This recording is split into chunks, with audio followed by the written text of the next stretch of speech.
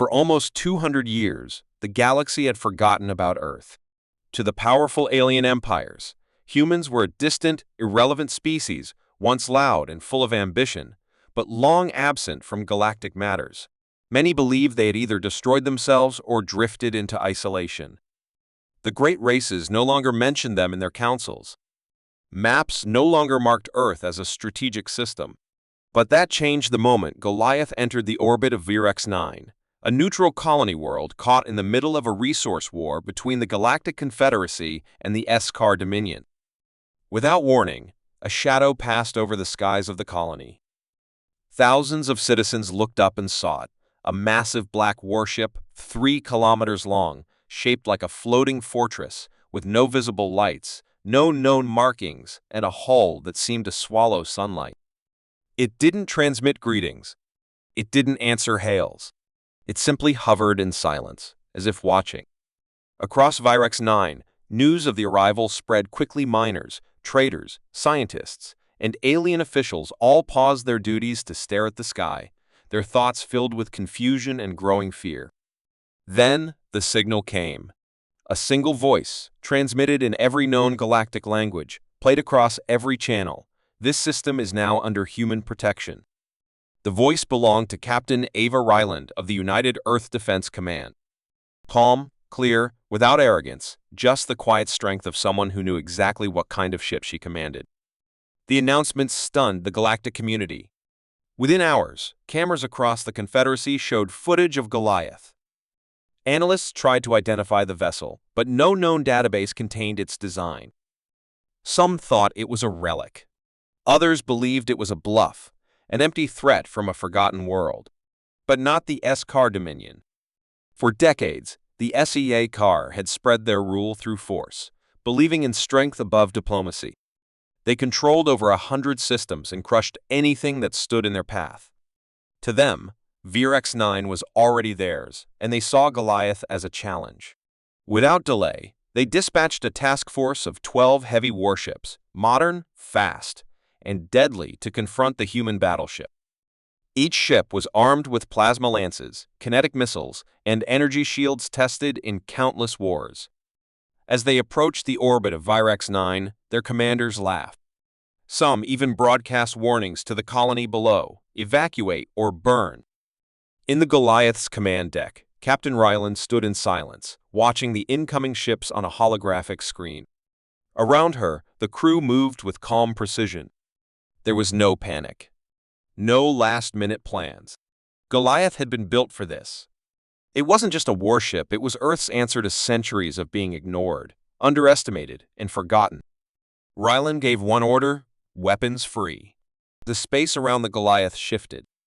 Hidden weapon bays opened like the wings of a beast waking from slumber. Its hull shimmered with defensive fields, and deep within its core, the Hellspike cannons came online, giant magnetic weapons capable of firing neutron-forged projectiles at near light speed. The first Eskar ship didn't even have time to react. One moment it was charging forward, and the next it was gone, torn apart by a single Hellspike round that punched through its shielding and vaporized its reactor. The rest of the fleet scattered, but it didn't help. In less than 5 seconds, Goliath unleashed a coordinated barrage that no alien ship could match. Its smart targeting system calculated trajectories in real time, adjusting for every dodge, every feint. Ships exploded in brilliant flashes across the sky. Escape pods tried to flee but were intercepted by automated defense drones, each one guided by an artificial intelligence that had studied galactic war for decades. Within 4.3 seconds, all 12 Eskar ships were destroyed. No distress signals. No survivors. Only a silent cloud of metal, fire, and dust drifting in orbit. On the surface of Virex-9, people stared up at the sky with wide eyes. For a moment, no one moved. Even the Eskar outposts on the planet went quiet. The live broadcast of the event had been captured by satellites and quickly spread across the galaxy. Billions watched in disbelief as they replayed the destruction in slow motion. This was not just a victory. This was a message. Goliath had not simply won a battle, it had shattered the illusion that humanity was weak. The Confederacy called for an emergency council.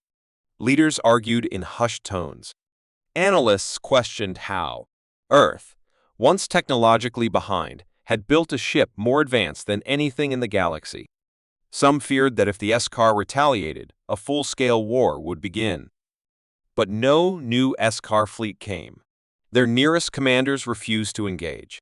Mercenary captains turned down contracts. Fear had already begun to spread, quiet and fast, like smoke in the dark. Meanwhile, Goliath remained in orbit, unmoving, unshaken. No celebration. No threats. Only silent power. Back on Earth, in a hidden command center beneath the surface, a group of retired generals watched the feed. One of them, a gray-haired woman with sharp eyes, turned to the others and smiled faintly. "They've remembered us," she said. And in the command deck of the Goliath, Captain Ryland received a private message. It was brief, sent through a secure Earth channel, meant only for her. "Hold Virex 9. The galaxy is watching." She closed the message, turned to her crew, and nodded. They understood. This wasn't just about one planet. This was the beginning of something far bigger. And as stars flickered in the distant void, some watching began to fear what else humanity had been building while the galaxy wasn't looking. The galaxy had always seen itself as untouchable, stable, and vast beyond fear. But the destruction of the S-Car fleet by a single human warship shattered that illusion like glass under pressure. Across countless star systems, news of the annihilation spread with alarming speed, reaching council chambers, pirate dens, merchant hubs, and outer colonies that had long forgotten Earth even existed. Some believed it was fake, a simulation gone viral, while others played the recordings again and again, slowing down the moment 12 ships were turned into floating wreckage in less than 5 seconds. The Goliath hadn't just won, it had erased its enemies with terrifying precision, and in the minds of billions, a new question began to grow. If one ship could do this, how many more did humanity hide behind its silent borders? On Virex 9, the skies had returned to calm, but no one felt peace. The remains of the S-Car fleet still drifted in orbit. From the ground, it looked like 12 tiny suns had died above them, their light extinguished all at once. The Goliath had not moved since the battle. It simply floated in low orbit, cold and still, yet every being who looked up could feel its presence like a shadow pressed against their chest. Inside the ship, Captain Ava Ryland reviewed tactical logs with her officers, not out of fear or doubt, but precision. She wanted to understand every millisecond of the engagement, to know how her ship responded, how it adapted, and what the galaxy might throw next. Her crew worked in silence, not because of tension, but because they had trained for this moment their entire lives. Unlike other species who spread through space with pride and recklessness, humanity had prepared quietly in the dark, building their strength in secret after being humiliated, ignored, and underestimated. They never forgot. The Confederacy's High Council convened in a storm of confusion. They demanded reports, but no analyst could explain the Goliath's tech. Some argued that it was an ancient weapon discovered and rebuilt. Others believed it was powered by some forbidden energy source. But the truth was worse, it was new. It was deliberate. It was Earth's design. The S-Car Dominion, known for their brutal expansion, faced a problem they had never imagined. Their fleet was gone, their commanders dead, and their pride wounded in front of the entire galaxy. But even they hesitated to send more ships. Not out of mercy, but because their war-hardened generals had watched the footage and felt something unfamiliar, doubt. A few even suggested opening diplomatic channels with Earth, a thought that would have been laughed at only a week ago. Meanwhile, mercenary groups, bounty hunters, and pirate fleets across the outer systems debated whether to test the Goliath's strength. One ambitious warlord named Jorak the Blade assembled a fleet of 12 scavenged destroyers and set a course for Virex 9, hoping to claim the ship for himself. He boasted across open channels, calling humanity weak, daring Ava Ryland to stop him. His arrogance lasted until he crossed into the Goliath sensor range. He didn't even reach orbit.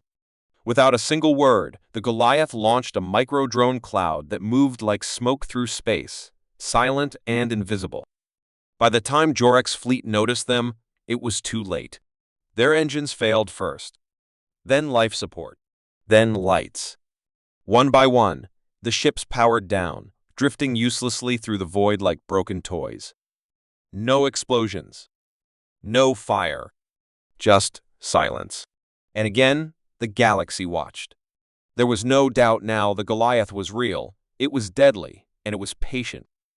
Belonged to a figure she had only ever heard of in legends, Admiral Kieran Holt, the architect behind Goliath's creation. His words were brief, spoken with calm weight. They are starting to listen. Make sure they remember. Ryland didn't reply. She didn't need to.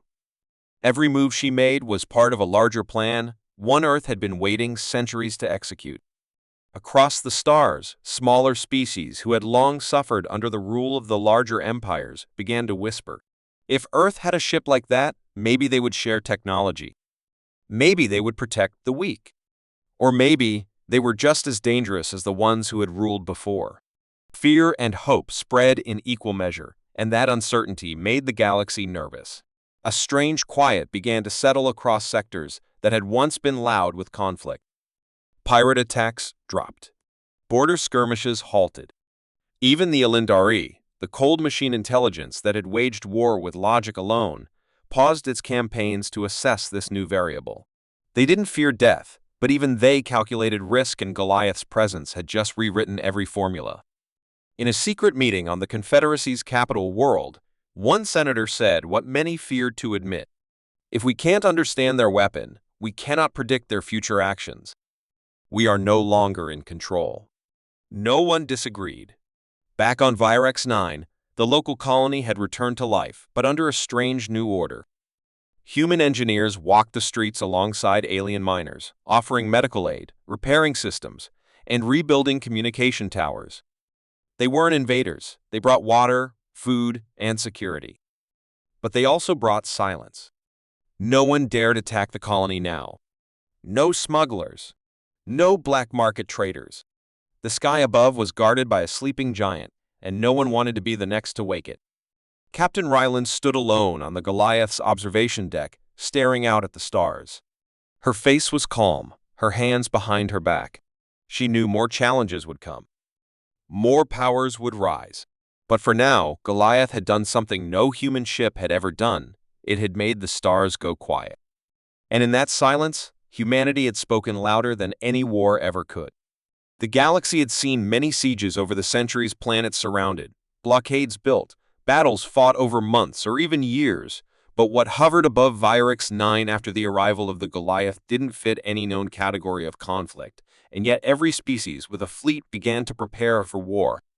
They believed Goliath had declared dominance over a neutral system, which was technically against galactic treaties, though no one dared enforce those rules directly. Instead, ships began to gather in nearby sectors, slow and quiet, hiding behind moons and drifting through asteroid belts. The Confederacy called it a containment response, a carefully worded phrase to avoid panic, but everyone knew it was more than that. From dozens of worlds, surveillance probes were launched to scan Goliath's defenses. They found nothing vulnerable. No energy surges, no exposed reactor points, no blind zones. What they did find was disturbing. The ship's systems adjusted in real time to each scan, as if it was watching the watchers, learning, evolving. Some probes never returned, their signals cut without a trace. And still, the Goliath remained silent, unmoving, with its massive black hull casting a shadow over everything beneath. Inside, Captain Ava Ryland studied the increasing ship activity near Virex 9 with measured calm. Her officers reported buildups in 3 sectors, suspected cloaked vessels beyond the asteroid fields, and whispers of a strike force forming under the Confederacy's elite admirals. But Ryland didn't seem surprised. She simply gave her crew their next instructions. Defensive patterns were to remain passive. No preemptive strikes. No provocations. Goliath wasn't here to start a war. It was here to prove that humanity didn't need one to be feared. Across the stars, the alien races debated among themselves. The Council of the Three Moons argued for immediate assault, demanding Goliath be destroyed before more human ships arrived. The Eskar Dominion stayed quiet, licking their wounds, while others sent diplomats to Earth in secret, hoping to open quiet trade routes or learn more about what humans had become. But one race was different. The Alindarai, a race of pure AI intelligence with no home planet, no emotions, and no fear of loss, didn't care about treaties or balance. They ran simulations, tens of thousands per second, each one testing possible battle outcomes. Their calculations concluded that Goliath must be neutralized before it disrupted galactic equilibrium. They saw it not as a threat to peace, but as an unstable equation in their perfect formula of control. So, they moved. Quietly and quickly, they launched a swarm 50,000 autonomous drones, each equipped with adaptive code, advanced weaponry, and self-repair systems. No organic fleet had ever survived a full Elindari swarm before. The Confederacy didn't even know it was coming. The swarm entered the system without warning, cloaked by solar interference, like a cloud of metallic insects moving in formation. They closed in on Goliath from all directions, silent, determined, unfeeling. To them, this wasn't a war. It was just another calculation. But Goliath was ready. It had been ready the moment it left Earth's orbit. As the first drones approached, the ship's outer hull shimmered slightly, releasing tiny pulses of light invisible to the naked eye. These pulses weren't weapons, they were signals. Deep within the Goliath, the secret weapon known as Project Prometheus activated. It was not a cannon, not a missile, but something far more dangerous, a hybrid intelligence, a fusion of human instinct and machine logic, developed in isolation on Earth's moon. Prometheus didn't think like AI or act like a human. It acted like both. And when it saw the swarm, it didn't defend. It hunted. Within milliseconds, Prometheus launched counter-AI pulses across hundreds of frequencies, slipping past the swarm's firewalls, embedding corrupt logic seeds into their code. The drones tried to resist. Some succeeded for a moment. But then, one by one, their lights flickered. Their wings stuttered. Their targeting systems failed. And in a matter of seconds, the entire swarm dropped from the sky, crashing into Virex-9's oceans like a sudden rainstorm made of metal and silence. No explosions. No counterattack. Just complete and instant shutdown. The colonists on Virex-9 stared at the beaches in shock, where thousands of drones lay motionless, piled like broken statues. Rylan watched from the command deck, her face unreadable. The message was clear. Goliath didn't just overpower the swarm, it erased it with intelligence, not brute force. Across the galaxy, panic took root in council chambers. If a swarm couldn't defeat one human ship, what could? Military strategists tore up plans and started from scratch. Analysts rewrote reports and labeled Earth a Tier 0 threat, a code not used in over 100 years. The Confederacy issued a public statement declaring human technology as outside standard galactic limits and accused Earth of violating warfare protocols. But Earth didn't respond with apologies. Captain Ryland sent one message across the public channel. Her voice was calm, her eyes steady as the galaxy listened. You left us behind. You forgot us? And in your absence, we remembered who we are. That single line echoed across star systems, played in loop across news feeds, debated on broadcasts. It wasn't a threat. It was a reminder. The siege never happened. The fleets that had been gathering dispersed without orders. Admirals made excuses. Fuel shortages, communication delays, technical issues, anything to avoid being the next to face the Goliath. Even the Confederacy's most feared commanders found reasons to retreat. No one wanted to make the first move. No one wanted to test what came after Prometheus. Virex-9, once a forgotten world caught in a political tug-of-war, became the most secure planet in the system. Trade ships rerouted to it. Refugees fled toward it. And the stars around it stayed quiet. The galaxy had seen battles, invasions, and revolutions. But what happened over Virex-9 was different. It was the siege that never was a war that ended before it began. And at the heart of it, floating in silence, was the Goliath. Still watching. still waiting after the Elendari swarm was reduced to drifting wreckage, and the great powers of the galaxy pulled their fleets back into hiding.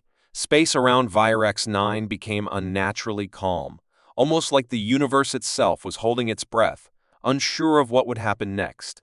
The Goliath did not move, did not speak, and yet its silent presence continued to bend the will of entire star systems.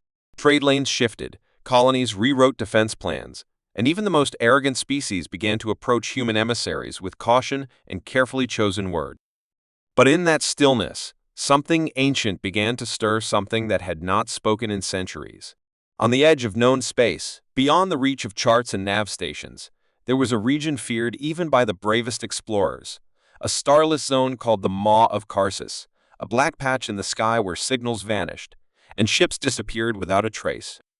Legends claimed it was cursed, or that it was home to a species so old it had forgotten how to die. Most dismissed it as nonsense, a myth told to cadets to keep them from wandering too far. But when Goliath silenced the swarm, a signal pulsed from that void, faint and distant, a whisper stretched across the fabric of space itself.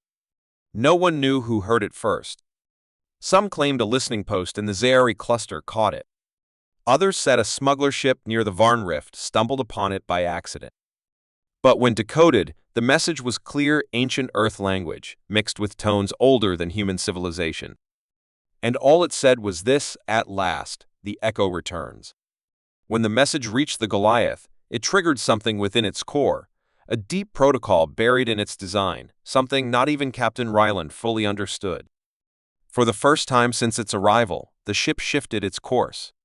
Slowly, silently, it turned its bow away from Virex 9 and began to drift toward the outer edge of the system, not with urgency, but with certainty, as if answering a call that had waited thousands of years to be heard. Ryland gathered her officers, reviewed the signal, and listened to the repeating words echoing through their systems. At last, the echo returns. There was no origin, no sender signature, and yet it felt deliberate, like someone or something had been waiting for humanity to awaken. Earth Command sent a single reply: follow it. So, they did. As Goliath crossed into deep space, nearby systems tracked its path with growing unease. Some feared it was preparing for another display of power. Others speculated that it was leaving to call in reinforcements. But the truth was stranger. With each passing day, the stars around Goliath seemed to dim slightly, not physically, but in how they were perceived. Instruments began to fail beyond certain ranges. Time signals lost their sync. And then, as the ship approached the edge of charted space, a voice spoke directly into the ship's communication array, not through sound, but through thought, translated and rendered by Prometheus into a language the crew could understand. The voice was deep, cold, and endless. It said, "We remember the fall of your flame." Ryland listened, silent, her eyes locked on the dark ahead. Prometheus whispered that the voice did not come from a ship or a planet, but from the void itself. A presence that did not live in space as others did, but between it. A watcher, or perhaps a warden. It had known Earth before Earth knew itself. And now it had awoken. The crew, trained to face fleets and fight wars, found themselves feeling something far more difficult to face: doubt. For the first time, they faced something not driven by greed, conquest, or politics, but by memory. This being, whatever it was, had seen humanity before the rise of their cities, before the building of their ships, before the Goliath ever existed. And yet, it feared them. That fear wasn't shouted or broadcasted. It was buried in every word spoken by the void's voice, like a distant storm that knew its end was near. "You return with a name sharper than fire," it said. "We hoped you would sleep forever." Ryland demanded to know who or what was speaking. The voice paused, then answered with a name that Prometheus struggled to translate, a name so ancient and vast it had to be condensed into a single human word: the Forgotten. They were not a race, nor a fleet, nor a civilization. They were the remnants of a war older than memory, beings once powerful enough to shape galaxies, now buried in the edges of space, surviving in echoes, feeding on silence. They had hidden themselves in the maw of Karsus to escape destruction, and they had hoped the galaxy would never awaken the fire that once burned across stars. That fire, it seemed, was humanity, and Goliath was its torch. The voice warned Ryland to turn back, to bury the flame again before it spread. But Ryland, with her hand resting on the console, replied not with weapons, but with words. If our flame returns, then so must your shadow. We didn't ask for this. You called us. For the first time, the voice trembled. Not with anger, but with something close to regret. And then, just before the maw of Karsus swallowed the Goliath in black silence, the voice spoke again, one final warning, then let the stars bear witness. The war that never ended begins again. And with that, the signal vanished. The void swallowed light, and the Goliath crossed the threshold into the unknown, leaving behind a galaxy no longer certain of what it believed. Some would say this was the beginning of humanity's greatest war. Others believed it was the return of something even older than war. But for those aboard the Goliath, one truth remained: the void had spoken, and now humanity would answer. Inside the black silence of the maw of Karsus, where even light seemed to hesitate, the Goliath floated like a solitary flame in an ocean of forgotten time, its great hull humming softly as Prometheus extended its awareness outward, searching for traces of life, war, or warning. But the void did not respond with weapons or fleets, it responded with memory. Around the Goliath, strange echoes began to form in space, silent images made of light and shadow, projections of things long past, shattered worlds, civilizations turned to ash, giants made of metal falling like broken statues through ancient atmospheres. The crew watched from the observation deck in awe and dread, for these were not human memories. They were the scars left behind by the ones who had spoken from the dark, the ones who called themselves the Forgotten. Prometheus explained that they had once ruled the stars in silence, avoiding chaos, destroying only when balance was threatened. And then, long ago, a race had risen from a blue world, loud, bold, creative, and defiant. That race had been humanity's first form, a version of mankind lost in time and erased from the galaxy's memory. But now, through evolution or fate, humanity had returned. The flame had relit itself, and this time, it was brighter. The Forgotten feared not Earth's weapons or ships, but its mind, its unpredictability, its defiance of limits, its refusal to accept the order of the stars. They had seen it before, and they had tried to end it before. But something had gone wrong. They had lost. They had faded into myth, leaving only empty systems behind.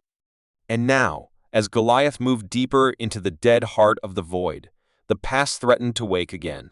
Strange shapes emerged from the dark, massive constructs, made of obsidian and gold, floating like sleeping titans. They were not ships. They were prisons, or perhaps tombs. And inside them stirred the minds of beings once called gods. Prometheus warned that awakening them could destroy more than just a world, it could tear through reality itself. But Ryland, standing tall on the bridge, knew the truth they all feared to say aloud. The Forgotten were already awake, and they were watching. A pulse spread from Goliath's core, a signal designed not to provoke, but to declare humanity had come not in conquest, but in answer to a challenge left unanswered for eons. The response was immediate. One of the constructs opened like a great flower, revealing a being of light and shadow, towering in shape yet without form, its voice flowing directly into the minds of the crew, calm but sharp. "You have returned in defiance," it said. "But you carry memory in your blood. Do you remember the First War?" Ryland did not respond with words. She simply allowed Prometheus to reveal the logs hidden in Goliath's deepest core memories, sealed away by Earth's ancient ancestors. DNA-locked recordings from a time before Earth was Earth. The Forgotten watched in silence as their own betrayal was played back, their destruction of humanity's first rise, their fear, their mercy twisted into cruelty. The silence that followed was thick and strange. And then, one by one, the constructs powered down. The voice returned, but softer this time, unsure. "You should not remember. Yet you do." Ryland stepped forward, her voice steady. "We remember enough. And we came not for revenge but for truth." The void rippled. Not physically, but in feeling. Like something immense had shifted in the dark. Then, something extraordinary happened. The stars reappeared. Slowly, faintly, they emerged one by one, as if the very space around the Goliath had decided to breathe again. The void pulled back, revealing the hidden center of the maw, an ancient world, black and silver, once the capital of the Forgotten's empire, now cracked and crumbling. Around it hovered smaller ships, none active, none hostile. Ryland ordered a descent.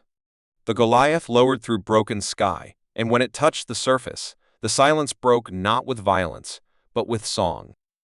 A deep hum spread across the ship, ancient and mathematical, like music played by the stars themselves.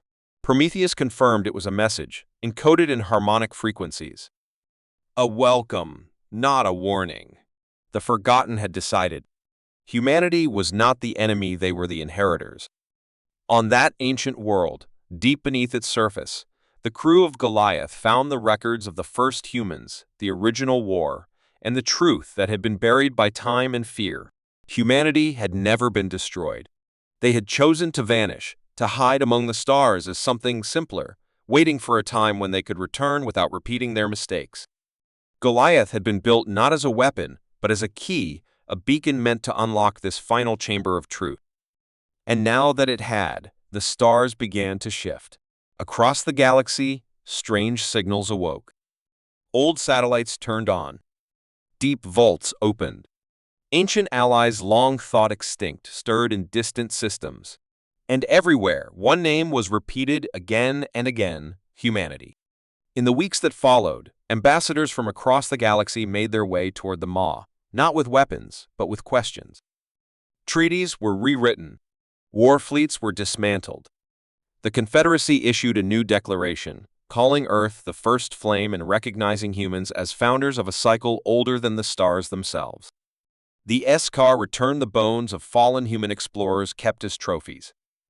The Elindari sent a broken drone with an apology encoded in perfect binary. And all across space, wherever ships traveled and signals echoed, the stars whispered a name they had forgotten how to say, but now spoke with awe. Humanity. They did not fear it as they once had. They respected it. Because now they knew humanity did not seek to rule the stars, they had shaped them, left, and returned stronger. And at the center of it all, the Goliath remained in orbit over the dead capital of the Forgotten, no longer a ship of war, but a monument to truth, memory, and quiet power. Captain Ryland, now a legend, stood at its bridge, looking out at the galaxy reborn not by fire, but by understanding. And as stars blinked in silent rhythm, Prometheus spoke the final words: "We were never alone. We were always the signal. Now, the stars whisper our name.